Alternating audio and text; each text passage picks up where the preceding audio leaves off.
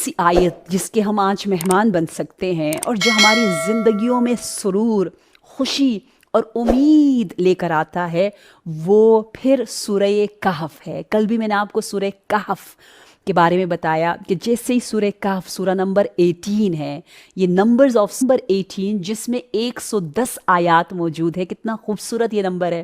اور آخری آیت جو ہے وہ الارم کلاک بھی کہتے ہیں اس کو، کہ اس کو پڑھ کے سونے سے جو ہے وہ آپ امام حسن و حسین کی طرح جو ہے جب چاہیں انشاءاللہ نیند سے جاگ سکتے ہیں، عبادتیں کر سکتے ہیں، نماز شب پڑھ سکتے ہیں، نماز صبح اول وقت پڑھ سکتے ہیں۔ یہ ہم سب کی تمنا ہے۔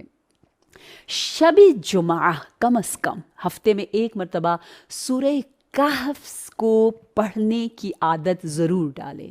زندگی میں ایک مرتبہ تو پڑھ لیں۔ جیسے ہم لوگ جاتے ہیں، کبھی کوئی فروٹ ہوتا ہے تو آپ نے کبھی کوئی فروٹ نہ چکھا ہو تو آپ کہتے ہیں let me try even once in my life, آپ اس کو ٹرائی کرتے ہو، آپ اس کو کیا کرتے ہو، کھاتے ہو کہ دیکھ تو لوں، ایسا تو ایک دفعہ میں چکھ تو لوں، میرا نام بھی لکھ دیا جائے کہ I have eaten this particular, for example, fruit۔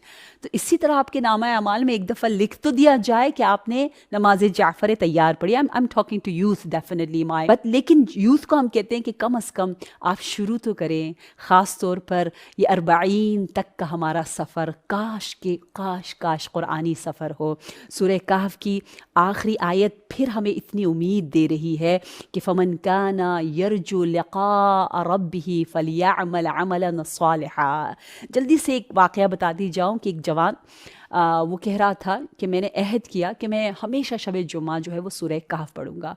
دیکھا تو اس کی شادی جو ہے وہ شب جمعہ کو ہو گئی۔ اب اس نے کہا یار یہ تو کیا ہے، ویڈنگ نائٹ ہے، اب مجھے تو سورہ کہف پڑھنا ہی ہے، چھوڑنا نہیں ہے۔ تو اس نے کہا میں چھوڑنا نہیں چاہتا۔ اس نے ریکارڈ اپنا قائم رکھا اور شادی کی رات کو بھی سورہ کہف کی تلاوت کی، اور کہتا ہے اس تلاوت کی وجہ سے میں نے اپنی زندگی میں اتنا نور پہ آیا، اتنی تبدیلی پائی، اتنی آسانیاں آئیں، اتنے معجزے ہوئے جس کا میں تصور نہیں کر سکتا تھا۔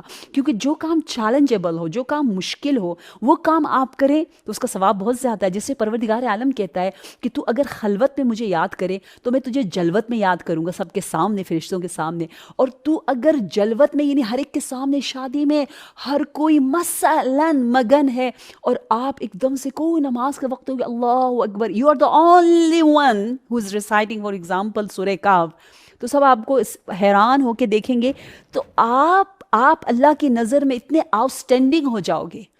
اللہ آپ کو اتنا پسند کرے گا، کہے گا یہ دیکھو سب غافل ہے اور یہ ذاکر ہے، یہ میری یاد میں، سب تاریکی میں ہے، یہ نور میں ہے۔